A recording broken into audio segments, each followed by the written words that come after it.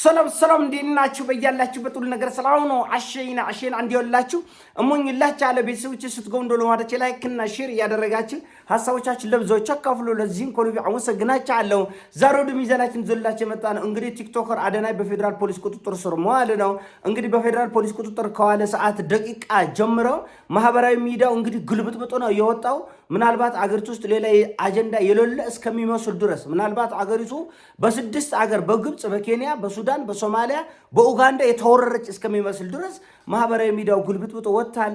እጅግ በጣም አሳፋሪ ነው።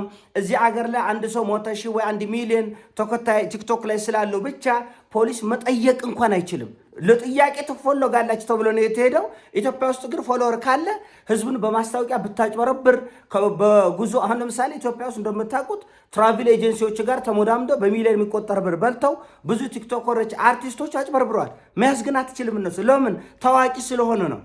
አገሩ ይጎለበጣላ። አዶናይ ተያዘ፣ አገሩ ተጎለባበጠ። መንግስት መጠየቅ አይችልም። ከዚህ በፊት እነ አቦይ ስብሃት ተይዘዋል፣ እነ ጀዋር ተይዘዋል፣ እነ ክርስቲያን ታደለ ተይዘዋል። በፖለቲካ በሙስና መዓት ሰው ተይዘዋል። ይሄን ያህል ወከባ አልፈጠራቸውም። ማነው አዶናይ? ማን አዶናይ? ይሄ ሁሉ ምድር ለመገልበጥ የምትሞክሩት አገሪቱ የተወረረች ምን ስለሰራ ለዚች አገር ምን ስለሰራ? ለምን ሲታሰራል? ቢጫ ስለለበሰ ነው ወይ? ሱፍ አይደለም። የህብረተሰቡን ባህል ሃይማኖት የሚያንቋሽሽ የሚጥስ እናትን አባትን አትስማ ምን ያውቃሉ ቆረቆንዳ ናቸው ብለው መናገሩ ወንጀል ነው። ለእናንተ ለስዳደጎቹ ላይገባችሁ ይችላል ወንጀል የቱ ጋር እንደሆነ። በ6 ዓመቴ ነው በ5 ዓመቴ ነው የመጀመሪያዬን ወሲብ የፈጸምኩ ብለው መናገሩ ለእናንተ ቅድስና ነው። ህብረተሰብን ግን የሚያጠፋ ለህፃናት ግን አደገኛ ነገር ነው። ከጨነቃችሁ ከደበራችሁ በቀን 10 ጊዜ ግለ ወሲብ ፈጽሙ ብሎ መናገር ወንጀል ነው። እኛ በ100,000 ከማን ጋር ነው የምንኖረው? እንዴት አድርገን ነው የምናስረዳቸው? በእግዚአብሔር በ100,000 የሚቆጠሩ ወጣቶች እያለቁብን ነው በኤችአይቪ ምክንያት። ግለ ወሲብንና ዝሙትን እንዲለማመድ ልጆቻችን አታርጎ። ብዙ ቤተሰብ እየተጠየቀ ነው። ቲክቶክ ላይ እየሰሙ ልጆች ህፃን ልጆች እናቴ ሴጋ ምንድነው እያሉ እየጠየቁ ነው። አባቴ ምንድነው አያውቁትም። ሰምተው የማያውቁ ልጆችን ሁሉ ይሄን ብልግናና ነውር እንዲጠይቁ እንዲፈትሹ እየተደረገ ነው። ከባህል ከሃይማኖት ያፈነገጠ አደገኛ አቅጣጫ ነው። ስትነገሩ አትሰሙም አይደል? አውቆ የተኛ ቢቆሰቁስት አይነቃም። በእርግጥ የሱ ቢጤ ደደቦች ሰጎጠች ስለሆናችሁ ቢነገራችሁ ልትሰሙም አትችሉም፣ ልትረዱም አትችሉም። አውቆ የተኛ ቢቆሰቁስት አይነቃም። ተቸግሬያለሁ ሞላ የኢትዮጵያ ህዝብ ራበኝ ጠማኝ፣ ይሄው $11 ነው ያለ ጎዳና ለወድቅባችሁ ነው ብሎ ከመላ ዓለም ከሚገኙ ኢትዮጵያውያን በሚሊዮን በቃኝ እስኪል ድረስ እርዳታ ከሰበሰበ በኋላ እኔ ማንንም አልለመንኩም፣ እኔ ቤተሰቦቼ ዘር ማንዘሬ መልታይ ሚሊዮነር ነው፣ በሹፌር ነው ያደግኩት፣ መሬት አይነካኝም ነበር ብሎ ተናግሯል። ይሄ ህዝብን ማጭበርበር አይደለም ነው ወይስ እኛ ብናረገው ወንጀል ነው? ሌላው ቢያረገው ወንጀል ነው። አዶናይ ሲሆን ቅዱስ ነው። ሰግጥና ደድብ እንደ ህዝብ እንደድብ አላለም ልትሉ ነው? ይሄው ማስረጃ አለ። በሁሉ ነገር ስለምትከራከሩ ስለሚደብረኝ ነው። ግን እንደ ለማስረጃ ያክል አንድ ደቂቃ ላሳያቸው። ማለት በጣም ጭቅጭቃች በጣም ስለሚያስጠላ ነው።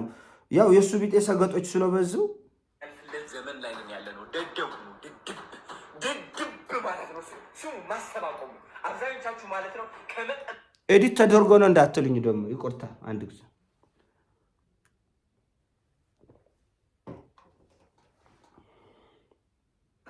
ባላችሁ የኔ ሳይንቲስቶች ስሙ።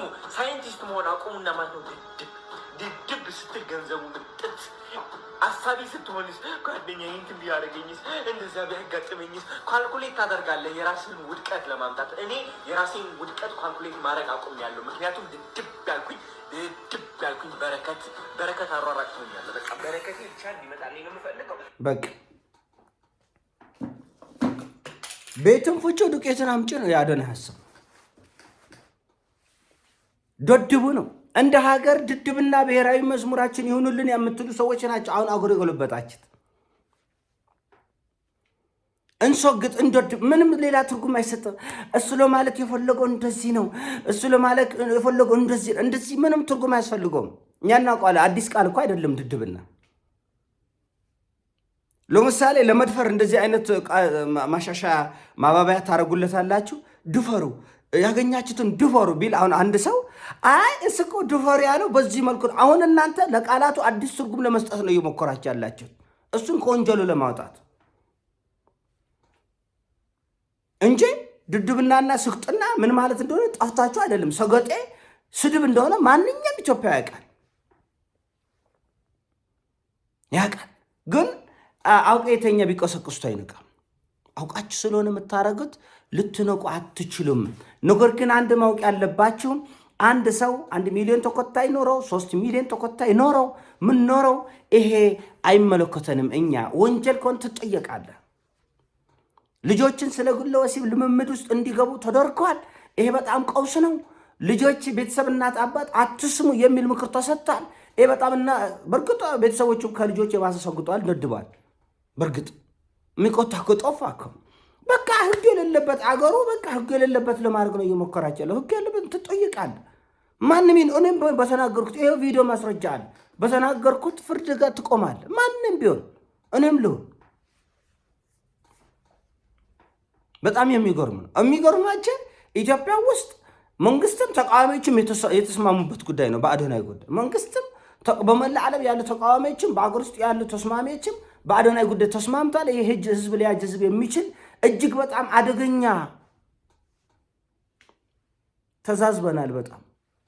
በጣም እንድተዛዘን እንደውም አንዳንዶቻችን እንኳን ደስ አለ እንዲታሰሩልን ነበር። ደስ አለ ምንድነው ደስ የሚለኝ? ምን አገባኝ እንዴ? እኔ ልናይ እኮ ከአንድ ግለሰብ የተገናኝ እኮ ምንም አይገባኝም። አልደረሰብኝ። እሱ ፐርሶናሊ እሱ አልደረሰብኝ። እኔ ምስ ላይ ፐርሶናሊ አልደረስኩበትም። አዶናይ ዛሬ እኮ አይደለም የመጣ ለዘመናት እኮ ማህበራዊ ሚዲያ ላይ ነበረ ነው።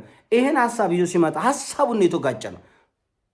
ኢትዮጵያ ውስጥ እንደዚህ አይነት ሰዎች በስታል። የሆነ ሐሳብ አምጥተህ ስትነግራቸው እነሱ ምታጠቃ፣ ምትጎዳ፣ ምታጠፋ የሚል የሆነ ትራውማ ያለባቸው ጭንቅላታቸው ተበለሻሽተው ያደጉ ሰዎች አሉ። አይባልም እንደዛ። እኔ የተናገርኩት ሐሳቡን ነው። ሐሳብ ሲነገር አይ ኦርቶዶክሶችን ለመንካት ነው፣ ይሄማ አይ ጴንጤ ለመንካት ነው፣ ሙስሊም ለመንካት ማንንም ለመንካት አይደለም። ሐሳቡ ነው። ሐሳብ አይዟቸው እና እኔ ሞር እያጠናከረልኝ የመጣ ከዚህ በፊት እችን አገር ለማጽናት ባህላዊ፣ መንፈሳዊ፣ ኢኮኖሚያዊ፣ ሀገራዊ ማንነቶቻችንን ለማስተካከልና ለማጽናት በጣም ብዙ የቤት ስራ እንደሚጠብቀን ነው እያንዳንዱ ጉዳይ እየገለጸ ያለው።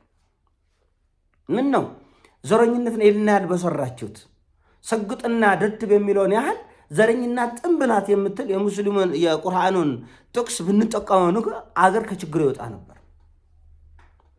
አገር ከችግር እናወጣ ነበር። ከሁሉም የሚበልጠው ፍቅር ነው የሚለውን የመጽሐፍ ቅዱስ ጥቅስ የሰግጥና የደድብን ያህል አገሩን ቢያጥለቆልቅ ኖሮ ከእካካችን፣ ከጦርነታችን፣ ከእልቂታችን በወጣን ነበር። ስለዚህ አልሰሜን ግባ በለው ነው። ሆን ብላችሁ አውቆ የተኛ ቢቆሰቅሱት አይነቃም። ሆን ብላችሁ የምታደርጉት ነገር ነው። እሱም ፖሊስ ቢጠይቀውም ባይጠይቀውም ዋጋ ትከፍላላችሁ። እንደ ትውልድ ዋጋ እንከፍላለን። ለማየት ያብቃችሁ። እንደ ትውልድ ዋጋ እንከፍላለን። ቀልድ መስላል የተያዘው የልጆች ጨዋታ መስላል የተያዘው እያንዳንዷን መሰረት እያንዳንዷ ማንነታችንን በሳብክ በመዘዝክና በናድክ ቁጥር ትጠፋል። መቼ አነሰን? ያለንበት ችግር መቼ አነሰን? አሁን ሀገራዊ አጀንዳችን መደደብ ነው። እንደ ሀገር የምናስበው ስቅጥናን ነው። አዎ ካላችሁ ያው መንገዱ። እኔ ግን ተናግሬ ነበር። ይህ አካሄድ ልክ አይደለም፣ መስመር እየሳተ ነው። የአገሪቱን ትልልቅ ጀት አብራሪዎች ጭምር ደድቡና ሰግጡ ያለ ሰው እኮ ነው። ትክክል ነው፣ መብት ነው። ተጠርቶ አይደል እንዴ? ተጠርቶ ሄደም አልሄደም እኔ የሆነ መድረክ ተጠርቼ ብሄድ መሳደብ እችላለሁ እንዴ? ዘረኝነትን ማስተላለፍ እችላለሁ እንዴ? በተሰጠ መድረክ ላይ የፈለግኩን ትተፋለህ ማለት ነው እንዴ? ብዙ ችግር አለ የኔ ጌታ፣ ገና ብዙ ችግር አለ። ስለዚህ እኛ ይሄን አድርገው ይሄን አታርጉ ውስጥ መግባት አልፈልግም። ታውቁታላችሁ፣ ያለንበትን ሁኔታ እንደ ሀገር ታውቁታላችሁ። ኢኮኖሚያዊ፣ ማህበራዊ ሁኔቶቻችን ላይ ብዙ መስራት ይገባል። ትኩረት ልናደርገውበት የሚገባቸው 1 ሚሊዮን ጉዳዮች እንዲያሉ እዚህ ውስጥ ለምን የሚል ጥያቄ ነው የጠየቅኩት። ሀሳብን በሀሳብ ነው የሞገትኩት። ከማንም ጋር ግለሰባዊ ጉዳይ የለንም እና እንኳን ደስ አለ ምንድነው ደስ አለ? እኔ ግለሰብ የመንደር ጸብኮ የለብኝ። አይቀኝም፣ አላውቀውም። ሀሳቡን እሱ አነሳ፣ ሀሳቡን የተቀበለ ተቀበለ፣ የተቃወም ነው እና እሱ ሲያነሳኝ ምቀኝነት ነው ክፋት ነው አላለም። እኛ ስናነሳ ያለትል አትችሉም። ኤኒዌይስ ይሄን ያሳው ነው። አሳው ሲሞቻችሁ ላይክ አድርጉ፣ ሼር አድርጉ። ወዳቻለሁ። ይመቻችሁ። ፒስ